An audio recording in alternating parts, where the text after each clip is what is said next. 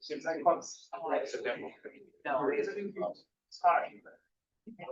No, some do record it, and I got this telecon. It's like, wow, we need to show these issues. Okay. So anyway, okay. Are you ready? Guys?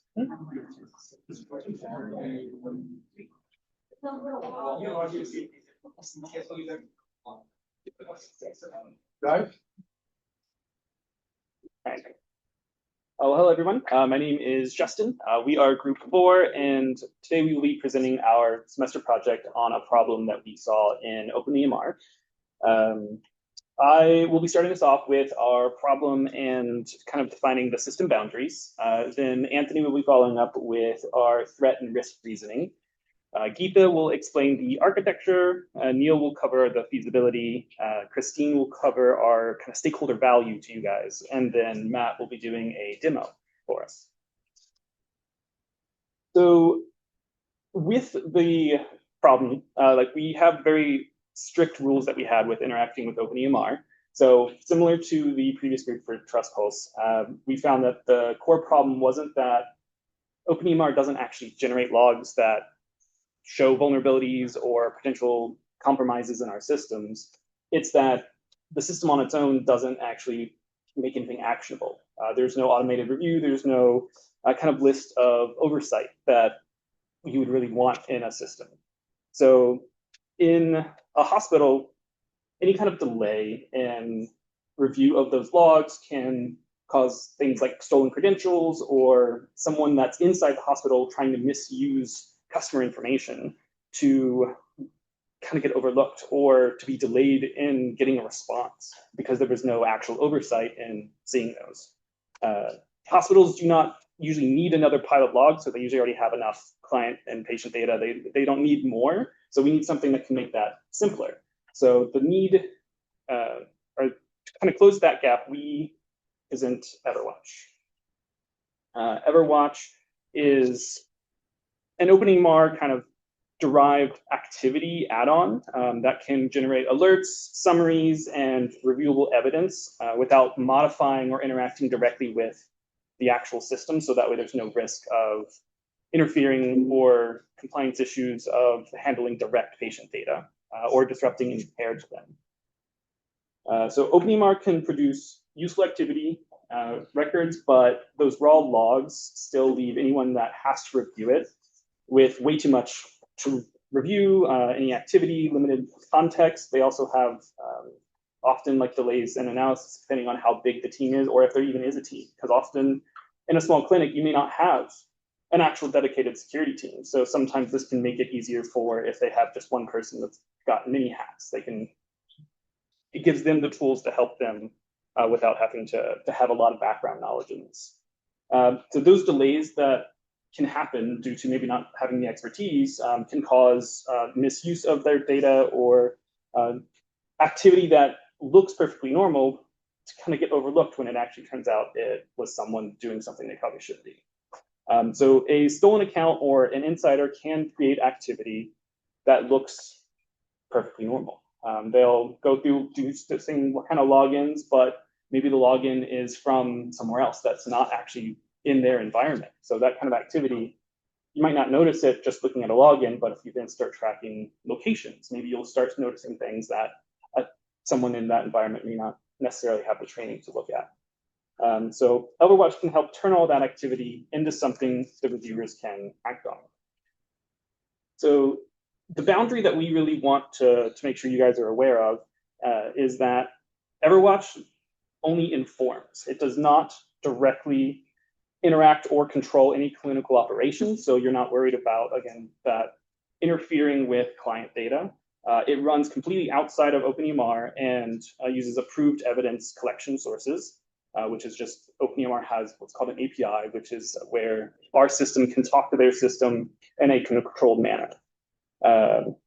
It can help with any security teams, privacy teams, compliance teams, depending on what your clinic has. As I said, sometimes you might have one, you might have all, you might have none, but it can help anyone in any of those teams, as well as with leadership, them making their decisions. And it even helps the patients and clinicians themselves because the oversight that we're introducing doesn't kind of it doesn't cause any friction into their workflow, since we're not actually directly interfering in what they're doing. So with that, I think I want to hand over to Anthony to talk about the threats and risks for EverWatch. So I'll be going over some threat analysis that will kind of why EverWatch is going to be moved. So core trust assumptions we are going to want to have is, of course, the logs that are coming out of OpenEMR.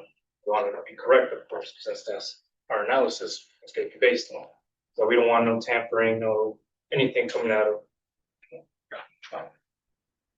So we don't want any of the logs coming out of OpenEMR, of course, to be tampered with. So we'll be analyzing them. Secondly, the path between OpenEMR and EverWatch, since it is an API, we'll be talking back and forth. We want that to be secure. We don't want somebody to tamper our connection or somebody in the middle doing something we don't want.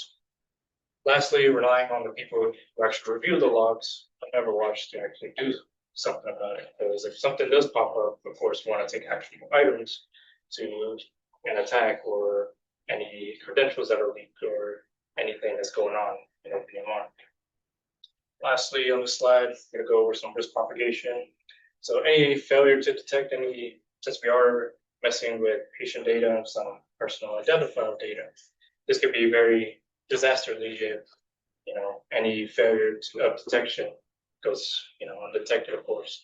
So if the breach remains, if credentials are stolen and there's somebody messing with patient data, of course, that can be an overall effect and tampering with data, of course, we want to see that happen. Also, lastly, any breaches that remain or go undetected can affect your trust within the clinic or the hospital wherever you go to, because it's going to be more untrustful if, let's say, something is going on with my data. Of course, you're not going to want to go there. If a breach happened, I don't want my information out on the web. So, you go on to the next slide. This is just a simple attack tree here on the left side, which is kind of on the top. It's kind of what actors are going to want to do, which in this case, exfiltrate data or look into the data of our patients. And one path I kind of highlighted here is here in bold, is when you have known credentials and are kind of shoulder surfing. Let's say there's a whole bunch of nurses or doctors. Of course, there's a lot of people in the hospital. Of course, you can just look over their shoulder and get their credentials. And of course, if you have more elevated privilege, if you're a doctor, of course, you can see more clinical data or patient data. So you kind of see more stuff that you can't. And of course, you want to see that, of course, and alert that to some actions against that, which EverWatch is here for. EverWatch. Next slide.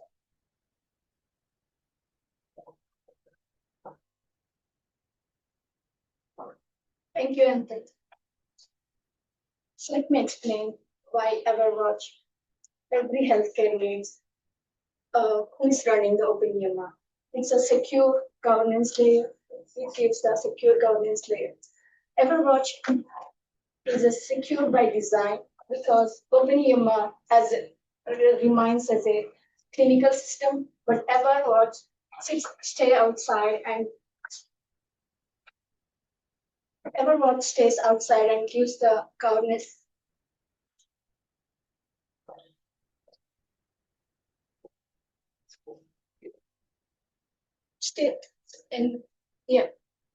It's secure by design. EverWatch stays outside and not touching any OpenEMR clinical system, but it provides the security. And EverWatch is supporting zero trust because EverWatch is always, it does not trust the logins, the successful logins or login entries. It always evaluates the logins by identity, behavior of the login, and context of the login, and the evidence quality. And the EverWatch is also supports least privileges by providing the read-only access and the role-based dashboards to the components or analysts. They're giving the least privileges to them, and EverWatch, they only can analyze the evidences, but they can't change the evidences, and they cannot block the user. They cannot control the workflow of the OpenEMR clinical system. It only analyze the logs, the evidences. Comes to this EverWatch architecture.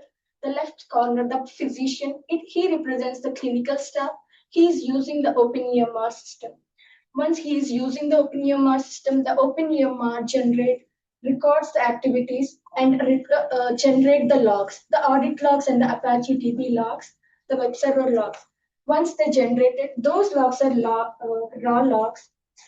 It's difficult to understand manually and difficult to identify the misuse cases.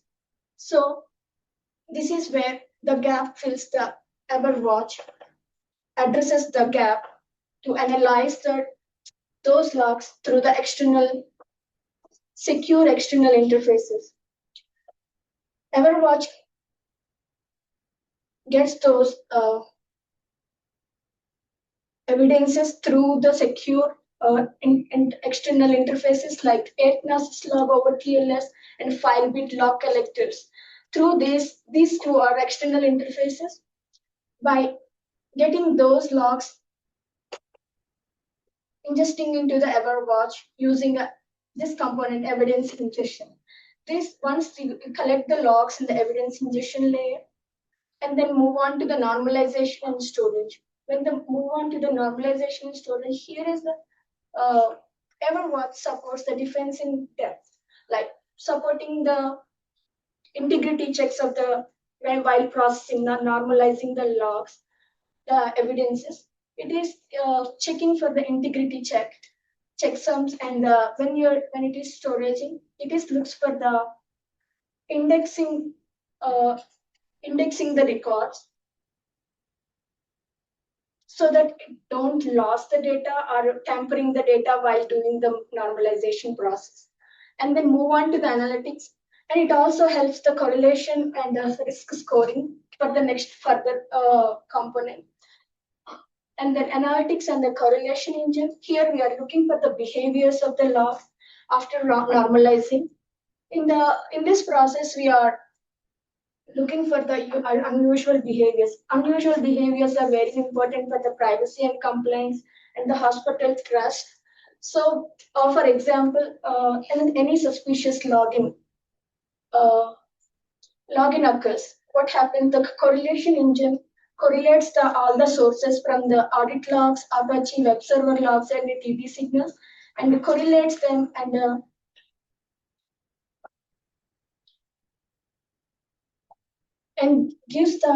writes the risk score and gives the case to the analyst for review and verify and prioritize based on the risk. It is a high risk.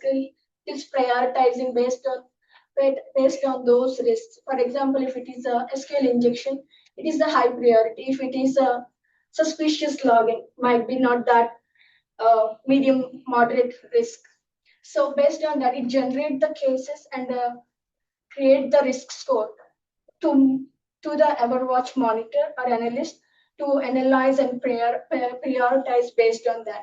And coming to the governance output, here we are generating the dashboards, whatever we are seeing on alerts and the cases for the EverWatch monitor. Here we are this governance output layer. It is very useful for the security team, compliance team, and the hospital admin team, so that they can analyze the risk behaviors, access controls of the system. And finally, EverWatch gives the healthcare organization a secure and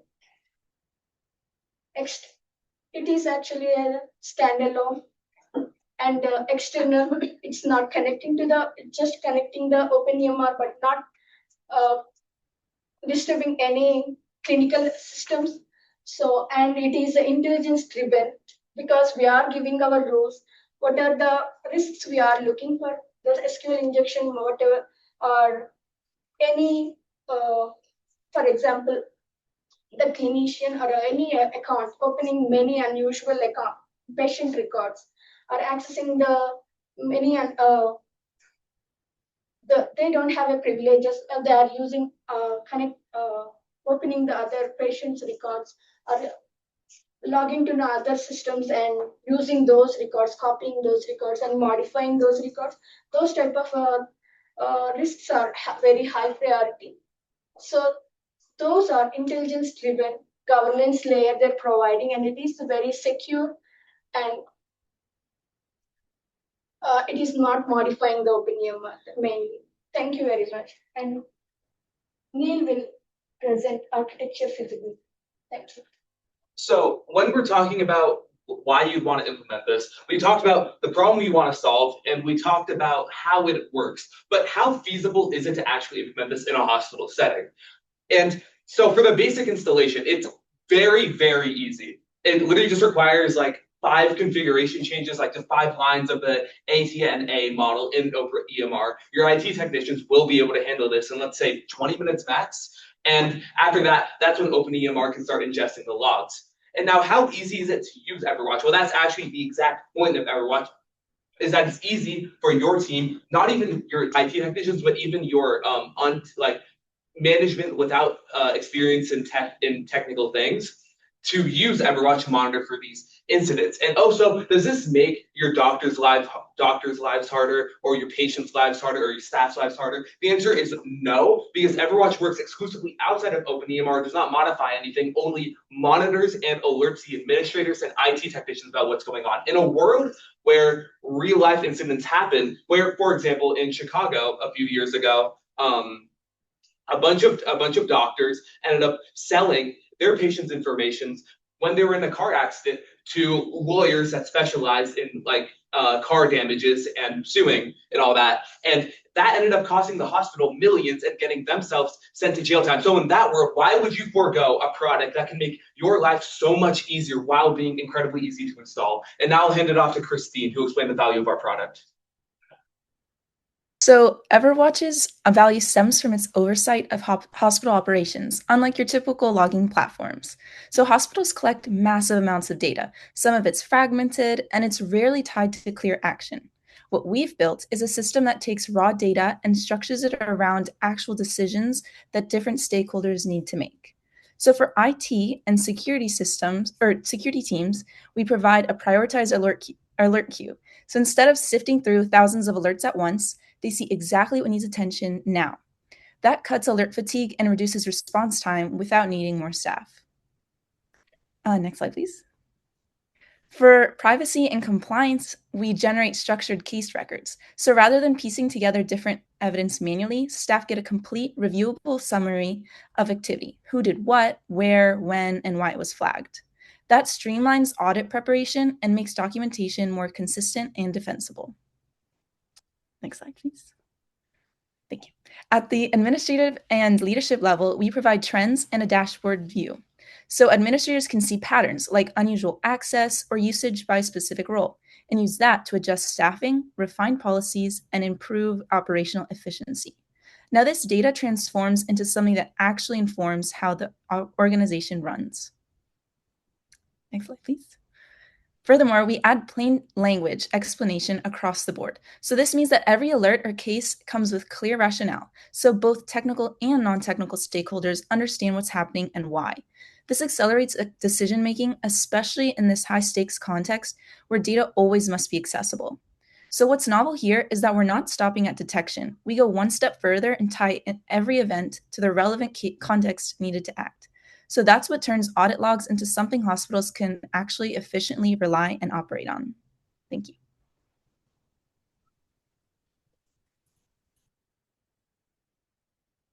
Thank you, Christine.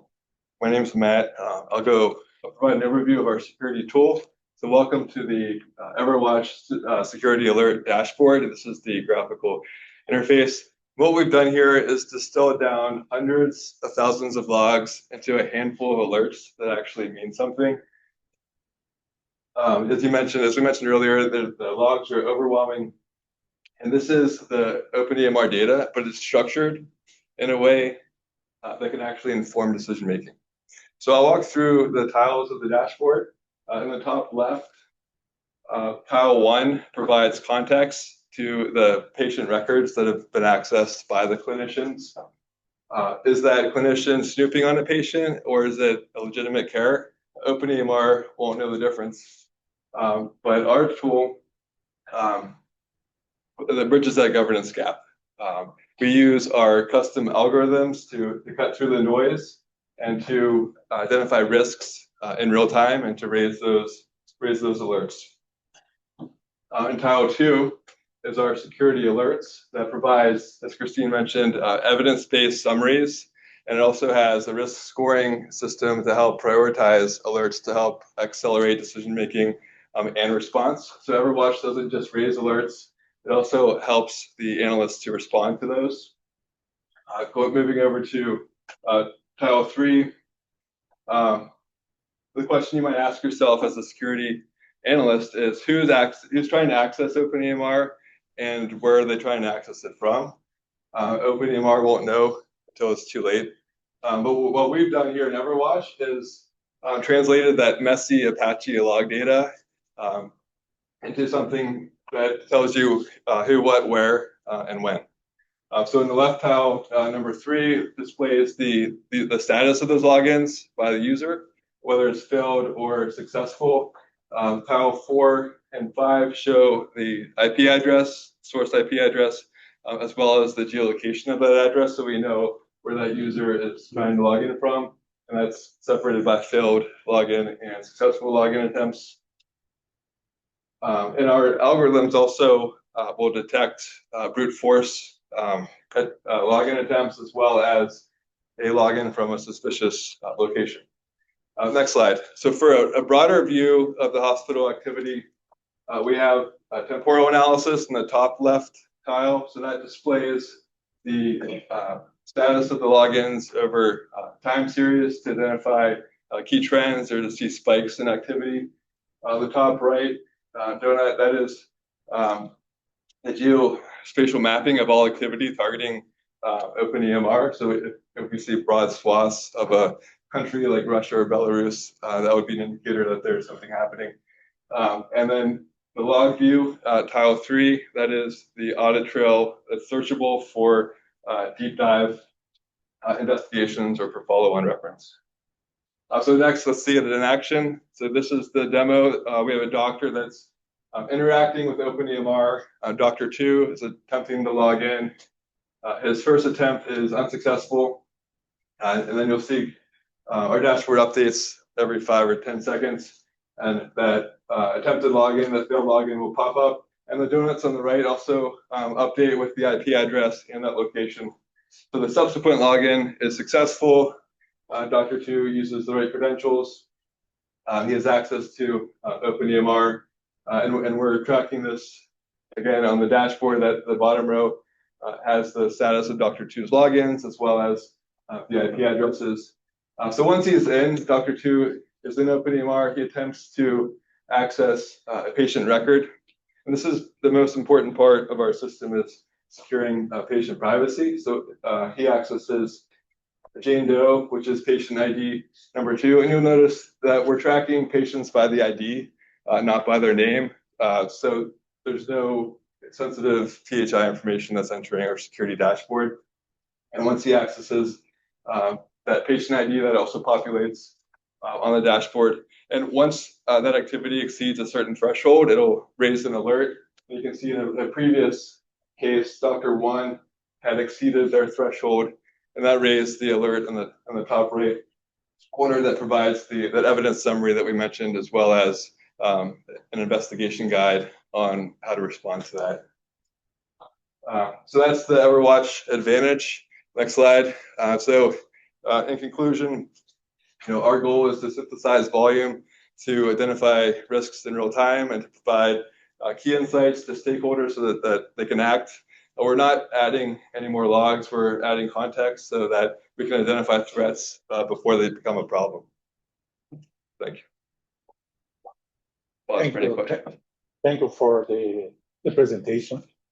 So, your phones.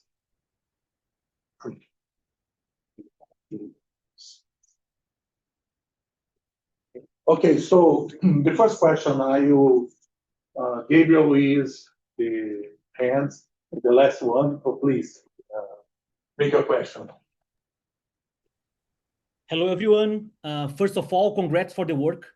I mean, very interesting, very cool. Congrats. Could you please put on the slide number 7, please? It has, yeah, this one. It has no number, but yeah, that's the one. I counted here on my PDF. I have here on my side. My question is about the third bullet there. Sorry. The second bullet there. You state that the path between OpenEMR and EverWatch is secure, right? You are actually providing a solution that runs on top of OpenEMR, right? So I thought this assumption is a little strong. Could you please elaborate a little bit more on that? I can take a stab at it. We have the TLS encrypted communication using the OpenEMR application. So we have trusted certificates to make sure that is encrypted, as well as an integrity check to make sure that those logs aren't tampered with. If they're intercepted, they can't be decrypted. And that's part of the standard for OpenEMR. So it's secure assist log, which is proven to be secure means of transportation of communication.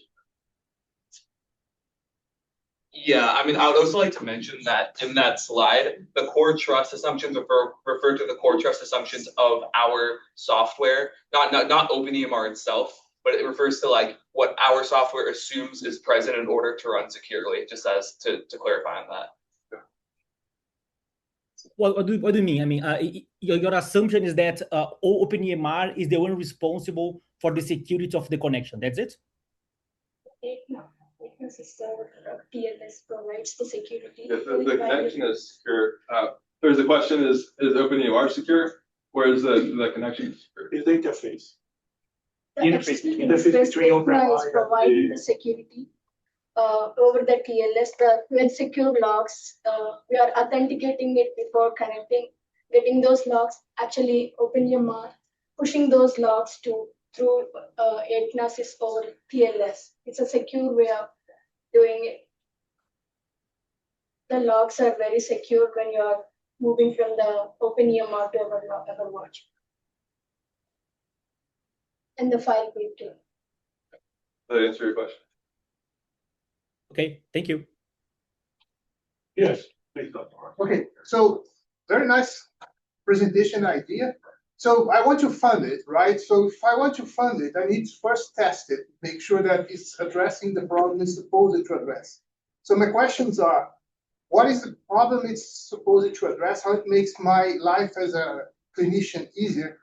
And how we're going to test whether you are addressing it? So what metrics, what criteria are you using, and how are we going to evaluate this?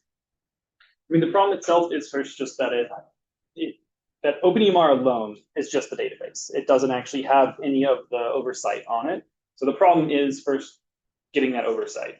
So I guess the metrics that we, of course, would judge would be based off of the rule sets that we're tracking. And right now, it's proof of concept. We're showing that like we could track logins, we could track IPs, but that rule set could, of course, be expanded. So it depends on what your system needs as to like what we would write the rules for. Yeah, for example, if there was a misuse case of a clinician accessing too many patient records without our system, it could take weeks for someone to even figure that out. So that mean time would be reduced to hours, if not minutes, using EverWatch. I can expand on that. So to specifically answer your question, that as an investor, what can you do to make sure that our product works? Is that when you're Sorry, not works. solves the problem. Yeah, solves that the I'm problem. waiting for you to solve. Okay, so yeah, so it solves a myriad of problems. I'll just address one of them as an example. So, for example, if you want to address the problem where a doctor tries to sell patient data, and we can determine that by saying, is that doctor accessing more patients' data than they should be, patients they're not assigned? And so what you can do is that on your open EMR setup within your hospital, you can deploy EverWatch on a test server in a test environment, and then you associate it with your test open EMR instance. And what you do is that you use a dummy doctor account, and then you access a bunch of different patients' records and access records that should not be accessing. And then you go back to our dashboard, and then you will see the alert pop up in the module that in the module that Matt covered. Yeah, and then you should be able to see in our security or dashboard up here, it should pop up and saying clinician access to patient records. And that's how you know that our dashboard will correctly identify the problem you're looking for. And then that applies to all of the flags that we have set. For example, out-of-state login, and then the number of failed logins, if you want to determine incorrect access to a doctor account as well. Thank you. So, yes, please. Yes. I want to know, how does your correlation engine work? Because you didn't mention AI strategy, LLM, and then how do you handle this volume of these?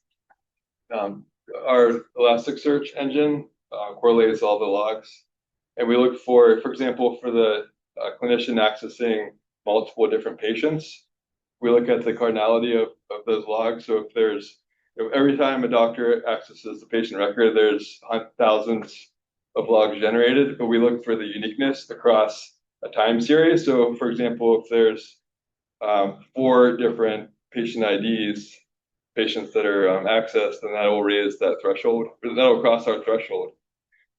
And then that raises the alert. So I guess the key is that we'd set a threshold, and that can be moved depending on the activity at the hospital. At the moment, there isn't anything that would smartly go and say, hey, based off of this, like I think the last team had it where they would do a baseline first, and then that baseline determines where it goes. Ours are currently set as manual because this is more the proof of concept of like, hey, this can work, and then we would assign the rules around what your actual needs are.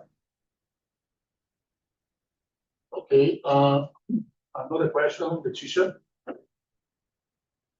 Hello, congrats for the presentation. My question is, how do you prioritize which alerts are actually important for the system? For our case, for this proof of concept, we prioritize the patient privacy. So the misuse case of a clinician accessing multiple patients was the highest priority in this case. The lowest priority, and this can be kind of dependent on the hospital and the situation, was the out-of-state login, because it could be a doctor or somebody that's just in a different state. So those can be moved, but in this case, the patient privacy was our highest priority. Yes, please shoot. Yes. So I'm noticing that it seems like the logging and the alerting is good for investigative after the fact alerts, but no prevention. Not just have heard of turning off login after 3 failed attempts or anything to prevent that actor. Correct. Well, the key of our whole system was that we are not allowed to actually interact in a way that changes OpenEMR. We can't actually shut down anything. That's actually a design restriction we were given. Okay. So our entire system has to be completely, we can touch logs, read only access, but we cannot change the system. So our goal was we would alert you. We would say, hey, we've noticed this, you need to take action. That's the limitation we were given. Okay. I can also expand on that answer. And so in a sense, this is also preventative, because when it comes to these exfiltration attempts, whether it be a doctor accessing multiple patients' data and then sending it to other people, these normally take place over months or years. So if you're able to catch that on week 2 instead of year 2, or having law enforcement catch it instead of you can put an end to this activity earlier rather than later. For example, I'll bring up again of the hospital I mentioned. that had a HIPAA violation that cost them millions and got multiple of their employees arrested, where the hospital employees, they sold patient data who had been involved in car accidents to an intermediary who then sold them to like lawyers and like car repairs and other things for them to call and then advertise, like telemarketing. And this could have been stopped, on week 2, and instead it took months in order for this like scheme to be discovered and then taken down. And it was discovered by the police, not the hospital themselves. So in a sense, we are still like indirectly, but we're still stopping the further exfiltration of data once it starts. Any other question? I have a small question. For like pane 1 and pane 3, those are individual users, I'm assuming?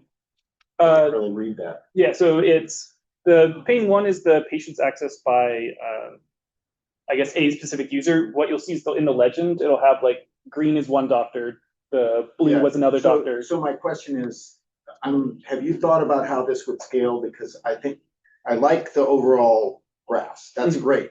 But if you're dealing with millions or tens of millions of records, I don't think that's gonna work. That's fine. I don't know if you did. Yeah, we could totally change that threshold and only view things over a certain number of patients that are accessed in a certain number of times.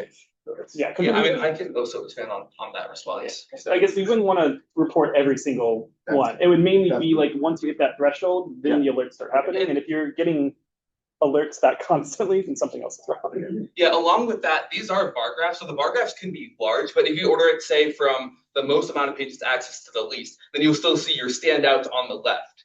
And so with since this OpenEMR generally applies to like single hospitals or like single systems, you're not gonna be getting like that many distinct patients or distinct doctors, from what I believe. Thank you. Okay, the last one, please, Rama. So what if I had this question for the last team too, like if you were to segment different places where EMR is currently being used, what does that typology look like? Two physicians, 1,000 patient files, 100 physicians. And I think, to me at least, the technical solution needs to address, will they use it? Will it sit on the shelf? Will they check the box?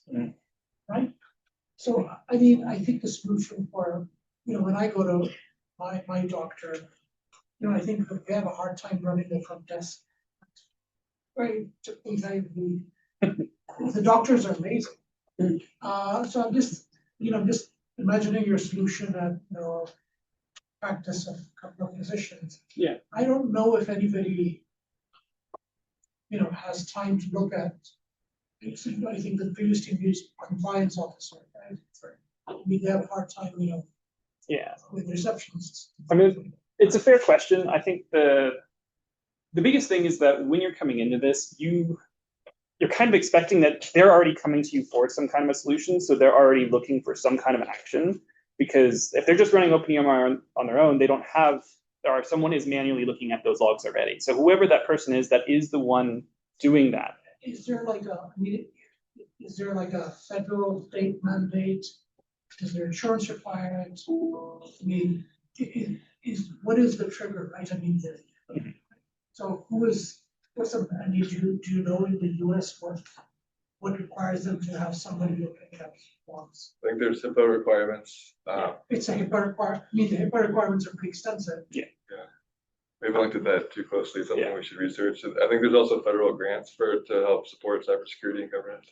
True, but again, I just find it very hard. I could be completely wrong here, right? I mean, one possibility is they have fractional scissors or right, they outsource this, and then that's a different, right? Yeah, you need someone to say, hey, you have to do this, or why am I going to pay to do it? Yeah, I mean, or like your insurance may cut you, your insurance can prove that you're doing something positive to get a insurance. On the flip side of that, it could just be a show of, hey, one compromise and you have $1 million lawsuit, whereas our system is a fraction of the price. So that would be the other kind of, I guess, enforcement. Maybe the follow-on question to me was, I think once you deploy it, right, it's authoring new rules, right? I mean, like Yeah. customizing rules, monitoring it. I mean, that seems to be a very complicated ecosystem, right? To me, that seems to be, and that's very different for what type of, Yeah. who's using your system.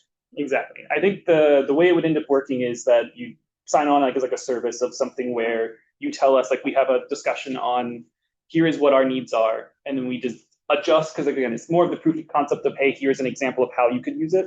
You tell us how you want it. We then build that system, and then you're able to use it in a way that suits your needs. And then hopefully from there, you've now got the system we've built and it's customized to you, and then we can like step back and we're just I guess maintenance at that point. Just, it sounds like a follow-on contract you can get for a lot more money for just scalability.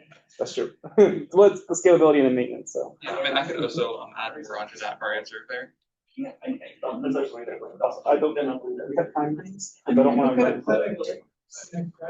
Well, that's what I mean. Like, I mean, I think we're we're let good. the other group go. So we have 2 more groups. Okay, thank you very much for the question.